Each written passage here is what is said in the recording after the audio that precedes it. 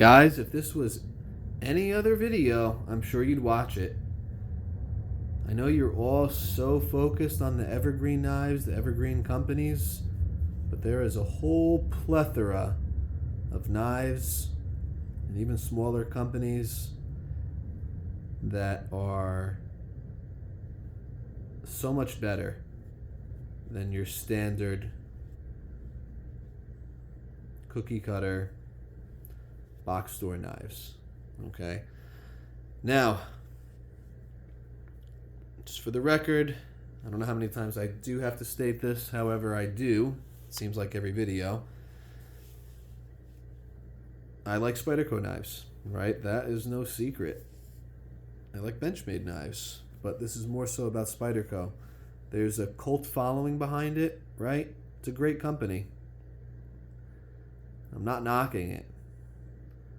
But the thing that I'm trying to portray, that I'm trying to get across, is that there is more to this industry than Spyderco knives. There's more than CRKT. There's more than Emerson. There's more than Strider. Oh, that's a big one. That's what I should name this too. There's more than your typical run-of-the-mill knives and your run-of-the-mill companies. Seriously. Now, I will just say that this knife actually came with no issues. Excellent fit and finish, excellent action, excellent centering, the 15V, great edge out of the box, much better than the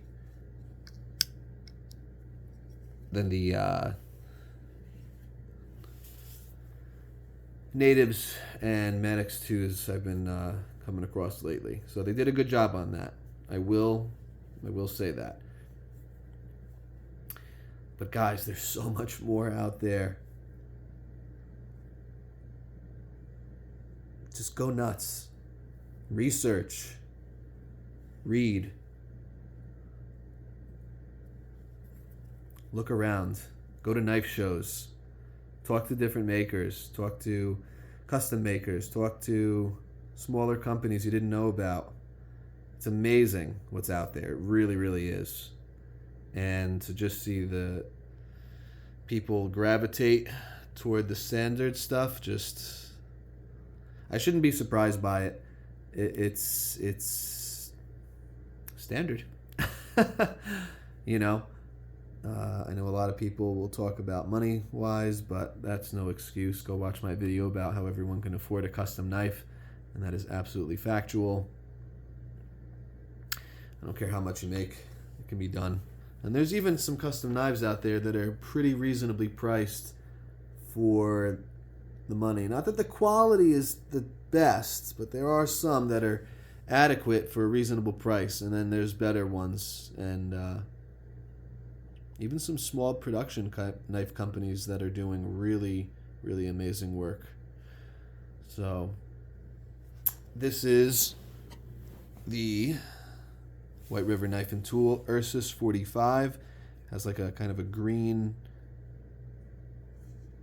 well, almost looks brown, but it's like a green. The light's not picking it up as well, but in front of me it's definitely green.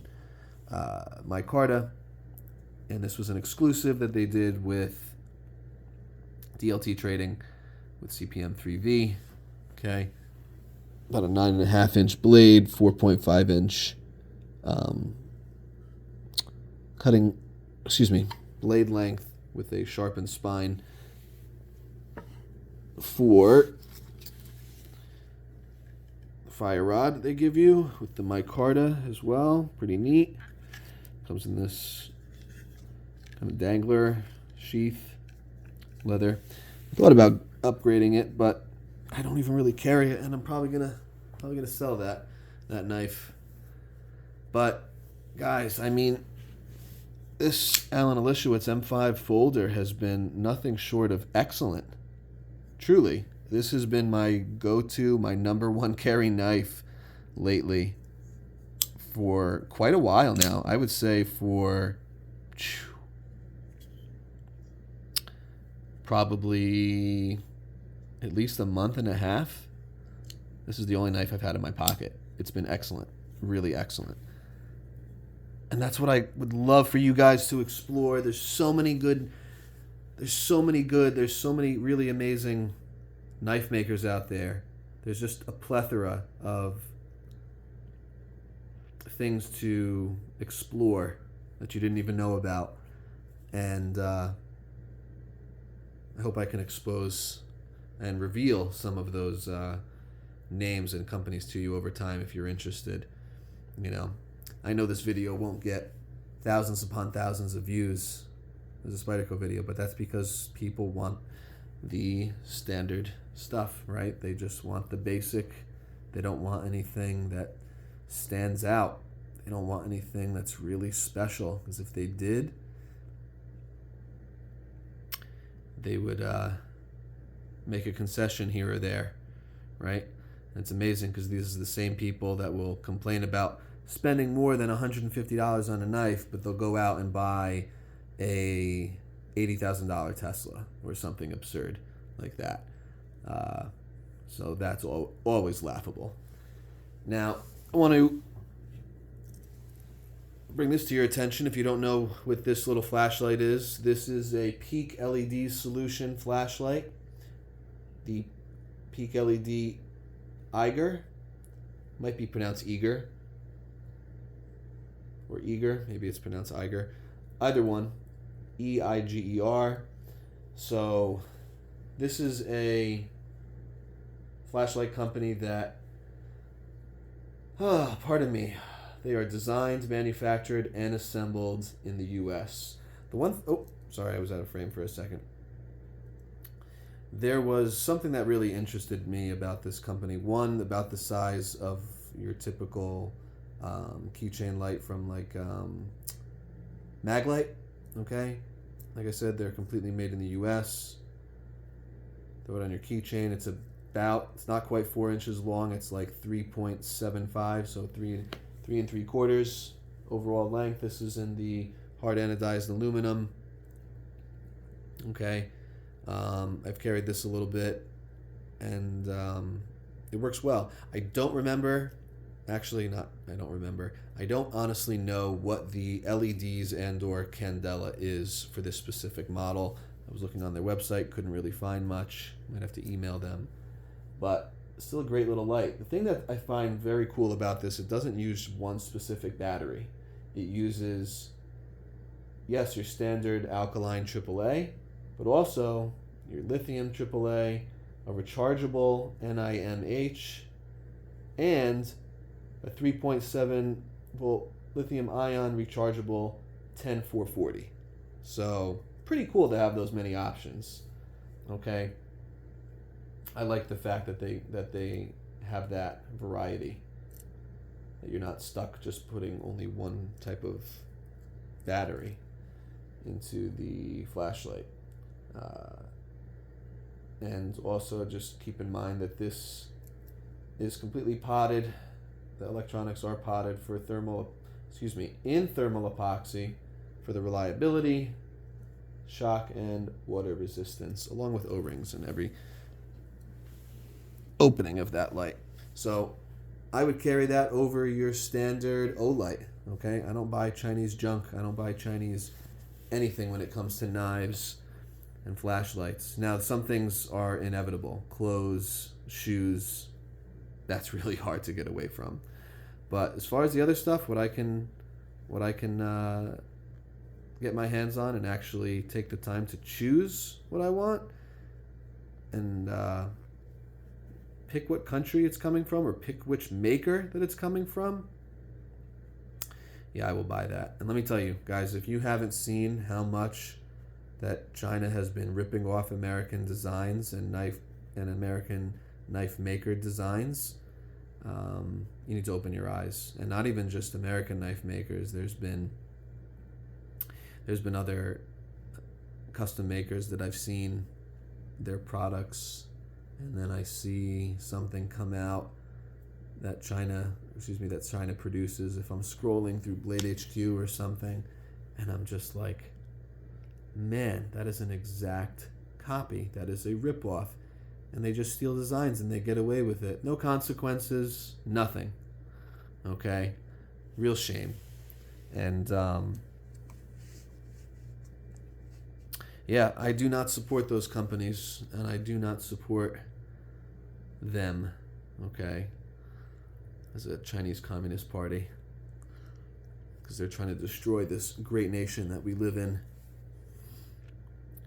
But, guys, let me tell you, I mean, there's something special about custom knives. I can't even begin to explain it. If you haven't experienced it, you better change that. Okay, this is my GTK small spear tack. You've seen this before. Just a really amazing piece in every way. But think about it. There's thousands upon thousands of views for these Spyderco videos and other knife companies, but yet you only see custom makers, or excuse me, if you see a video from a YouTuber such as myself or, you know, someone else, they don't have that many views. Custom knives are not, there's certainly a following, but the vast majority of people don't afford them.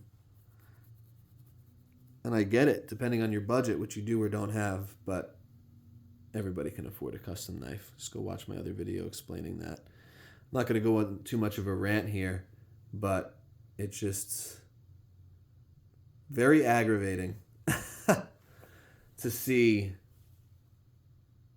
such a following of knife companies that are so basic in every way, and then when you get something in your hands like this, oh my goodness,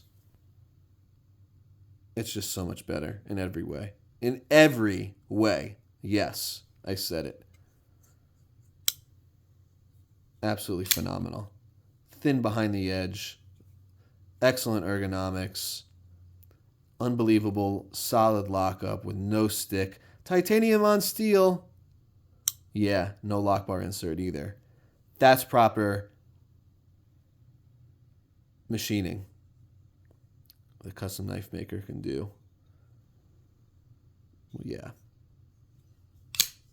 Phenomenal. Just absolutely stellar. And like I said, I've been carrying this for probably at least 6 weeks now. It's been my only knife that I've been carrying lately. I'm telling you, I can seriously consider getting my collection to be even smaller than it is. Got a lot of knives. Well, no, take that back. I do not. I think I've mentioned to you guys before, I had several hundred, I would say, and then I dwindled it down and got rid of probably 70%. So I got rid of most of them, and I'm going to get rid of more.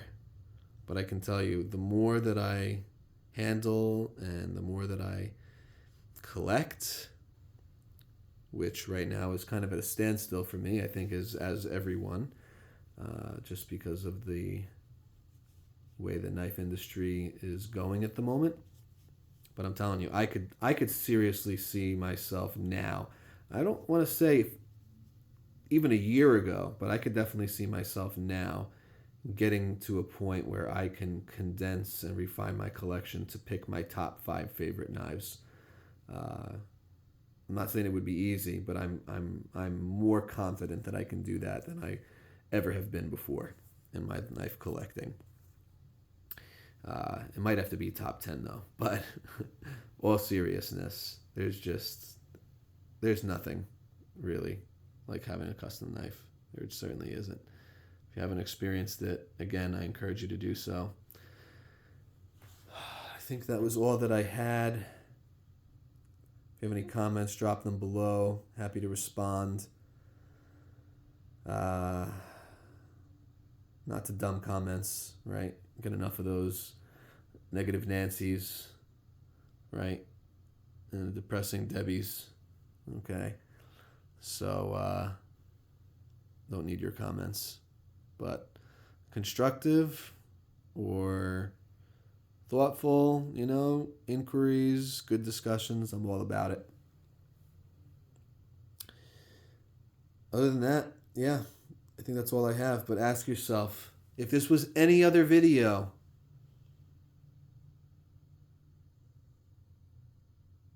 other than a Spyderco video, would you watch it? No, you probably wouldn't. And you probably won't watch this. Like I said, I probably won't get that many views, and I don't care. But it's definitely something that I wanted to share with you all, because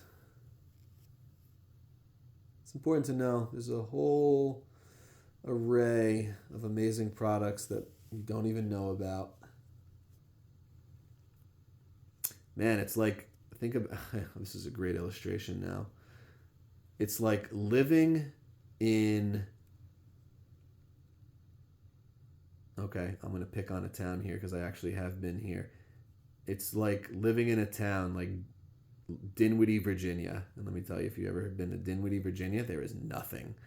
There was a brand new built Food Lion there, probably like 15 to 17 years ago. I remember going to when I was younger. But before that, there was nothing. There was a gas station, there was a government building, and like a dozen houses, and that was it. And I'm not kidding you. Point is, if that's what you grew up and that's all you know, man, you're missing out. You haven't even explored the whole state of Virginia. You haven't even explored the rest of the southern states, like North and South Carolina and Georgia and Florida. You haven't been up north, right? You haven't been to Pennsylvania. You haven't been to, don't even bother going to Maryland. There's nothing to see. But all jokes aside, you haven't been to New York or New Jersey, New Hampshire, Maine, Vermont, right? You haven't been to Michigan and California. There's so much more to see. And I think you get my point. Thanks for watching today, guys. Have a great one.